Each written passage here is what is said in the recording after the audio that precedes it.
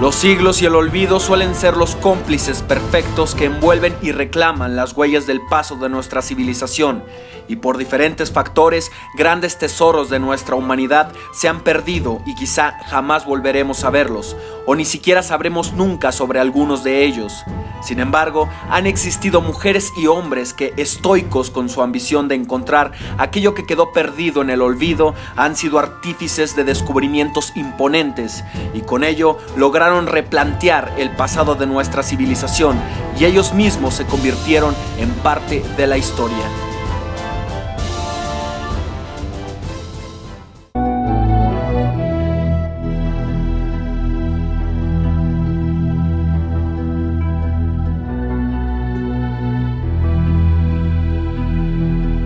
Bienvenidos al Ojo del Arte, y el ojo ahora observa 5 descubrimientos sorprendentes de la arqueología.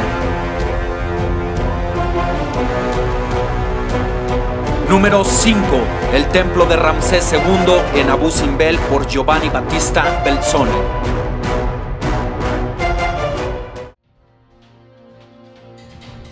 Cubierto por siglos de arena al sur de Egipto se encontraba el templo de Ramsés II, esperando a que el ser humano volviera a contemplar su magnificencia. Finalizado en el año 1264 a.C., bajo el mandato del célebre faraón Ramsés II, quien deseaba mostrar su poder a sus vecinos de Nubia con la construcción de este y otros complejos en la zona. Con el paso de los siglos, el templo fue olvidado y para el siglo VI de nuestra era ya había sido en parte cubierto por la arena. Fue un explorador y viajero suizo, Johann Burckhardt, el mismo que redescubriría la ciudad de Petra, quien descubriría su fachada en el año 1813, pero no pudo seguir indagando en el templo cubierto por la arena. Fue hasta que retornó a Europa cuando comentó sobre ese templo a un italiano, Giovanni Belzoni, ingeniero, aventurero y estrella de un circo residente de Inglaterra, quien en 1817, en compañía de su esposa Sara, viajó hasta Abu Simbel y efectivamente logró contemplar el majestuoso templo. En su segundo viaje al lugar, Belzoni logró remover los siglos de arena acumulados mediante ingeniosos procesos, aplicando sus conocimientos en ingeniería. Se maravilló de las imponentes esculturas de Ramsés y fue el primer hombre en ver el interior del templo después de miles de años.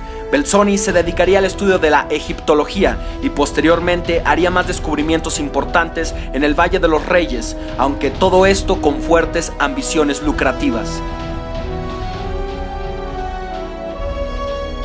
Número 4. La ciudad de Troya por Heinrich Schliemann.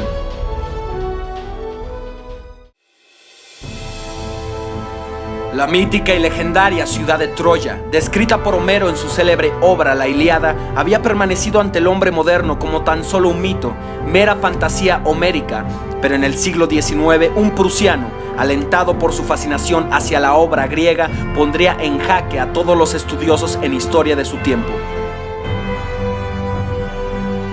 Con una gran fortuna, fruto de su trabajo y esmero, Heinrich Schliemann decidió dedicarse a su gran pasión, la arqueología, y durante su viaje conoció a la que sería su esposa y compañera de aventuras, y que compartía su amor por la literatura homérica, Sofía, una joven griega quien a los 17 años se casaría con él.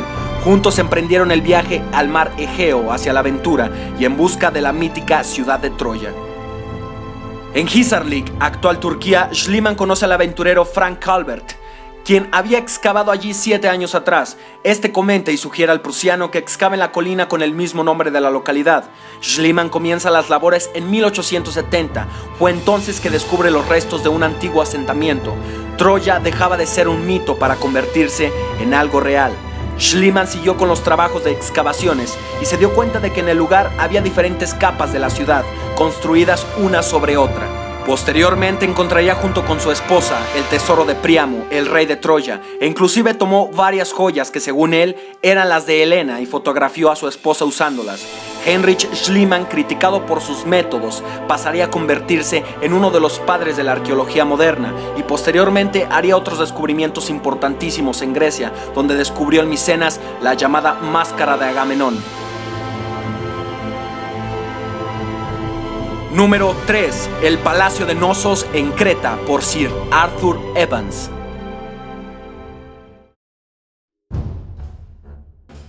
Después de los descubrimientos de Schliemann en Troya y Micenas, la comunidad científica comenzó a tomar con más seriedad los relatos de la Grecia antigua y hubo un auge trascendental en el terreno de la arqueología. En Atenas de 1882, un joven británico apasionado de la arqueología visitó al ya famoso Schliemann con el fin de hablar sobre unos artefactos tallados encontrados en Micenas. Ese joven era Arthur Evans, hijo del reconocido geólogo John Evans. El muchacho escuchaba con atención las palabras de Heinrich sobre los descubrimientos de Troya y Micenas, pero lo que realmente llamaba la atención de Arthur eran unas inscripciones talladas en tales artefactos, pues él creía que eran mucho más antiguas que la propia civilización micénica. Hasta ese momento, poco o nada se sabía acerca del pasado remoto de Grecia, y pensar que había una civilización antecesora en esa región parecía algo descabellado. Pero Arthur siguió con su búsqueda para alcanzar la gloria y salir de la sombra de la fama de su padre. Arthur comenzó a coleccionar los sellos con esa escritura extraña, y después averiguó que su procedencia se encontraba en Creta. Viajó hasta allá y con ayuda de su padre compró el terreno de la colina de Kepala y comenzó con sus excavaciones. Lo que descubriría Evans en 1900 sería nada menos que el mítico Palacio de Knossos, hogar del legendario rey Minos, y con ello reescribiría la historia con una antigua civilización predecesora de la micénica y de la griega. Evans desenterró todo un gran complejo y dentro varios frescos y mosaicos que contaban las tradiciones de aquella antiquísima cultura. Hoy sabemos que tal palacio fue edificado entre el año 1600 y 1480 a.C. y correspondía a una rica civilización, la minoica. Los mitos de la antigüedad nos transmitían con leves murmullos una realidad que aguardaba a ser descubierta.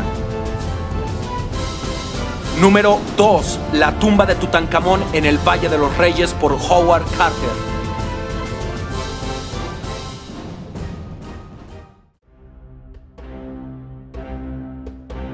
El Valle de los Reyes, esa mística zona egipcia que había proporcionado a los egiptólogos vastos descubrimientos, había sido declarada agotada, sin nada más que descubrir en 1914.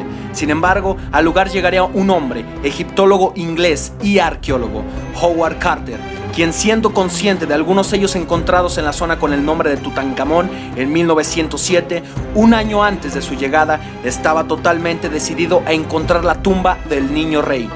Con dedicación y esmero, ese día llegaría, el día en que todo el mundo se estremecería. El 4 de noviembre de 1922, Howard descubriría la tumba del faraón Tutankamón en el Valle de los Reyes. No obstante, los trabajos de excavaciones tuvieron que ser aplazados por diferentes cuestiones, pero nada detendría a Carter en su mayor logro, y para el 16 de febrero de 1923 abriría la última cámara de la tumba, que estaba completamente intacta. Lo que vio Carter en su interior no había sido contemplado por el ojo humano en 3000 años.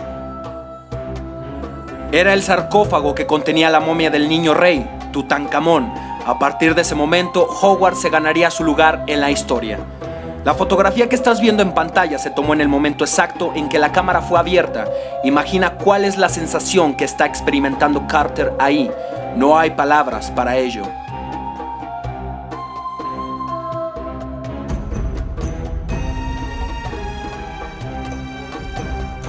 Número 1. Las pinturas de la cueva de Altamira por María Sanz y su padre, Marcelino Sanz de Sautuola.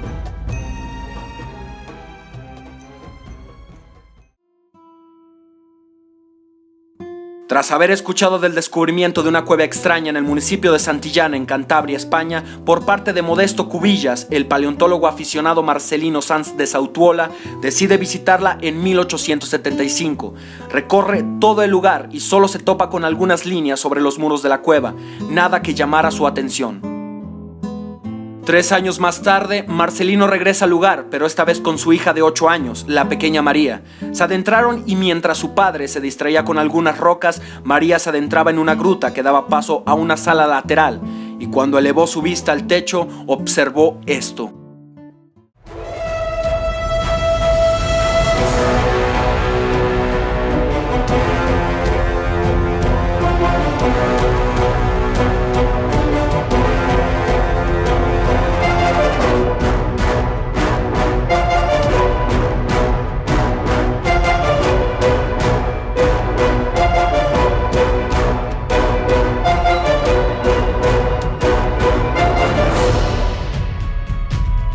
Inmediatamente la niña corrió con su padre para informarle. Marcelino quedaría sorprendido y comenzaría a estudiar las cientos de pinturas rupestres que había. Tiempo después, Zautuola publicaría un breve opúsculo sobre las pinturas de la cueva, pero desgraciadamente la comunidad científica lo tachó de charlatán y de timador. Altamira representaba el primer gran complejo rupestre encontrado, y su maravillosa muestra de arte era tan sorprendente que nadie la creía. Todos en aquella época consideraban al hombre primitivo como un ser tosco e incapaz de crear arte. Las figuras de bueyes y demás animales habían sido creados con tal realismo que era imposible que los ancestros las hubiesen pintado. Marcelino Sanz de Zautuola moriría en 1888, sumido en el descrédito total. Sin embargo, con el pasar del tiempo, más cuevas similares fueron encontradas, sobre todo en Francia, y poco a poco el crédito a Altamira fue concedido. Se dató a las obras en el Paleolítico Superior, unos 15.000 años antes de Cristo, y paulatinamente fueron aceptadas por completo, replanteando al hombre de la prehistoria. Pues el hombre primitivo fue nuestro primer gran maestro en el arte. Estos ilustres personajes, estoicos y decididos, revelaron a nuestra civilización los secretos y lugares que permanecieron escondidos por milenios, y ante su mirada pudieron contemplar la maravilla del pasado de la humanidad. Sintieron ese escalofrío emocionante y esa sorpresa sin igual al observar el pasado congelado. Trata de sentir esa sensación, intenta imaginar la emoción de un descubrimiento de tales magnitudes y te darás cuenta de que el paso del hombre por la historia no ha sido y no será jamás en vano.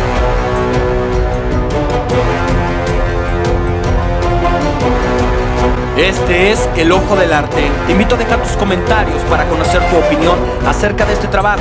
Si es que te ha gustado, dale like y comparte este u otro video del Ojo del Arte a quien consideres pertinente. Dedícale unos minutos al arte y únete a la comunidad pensante.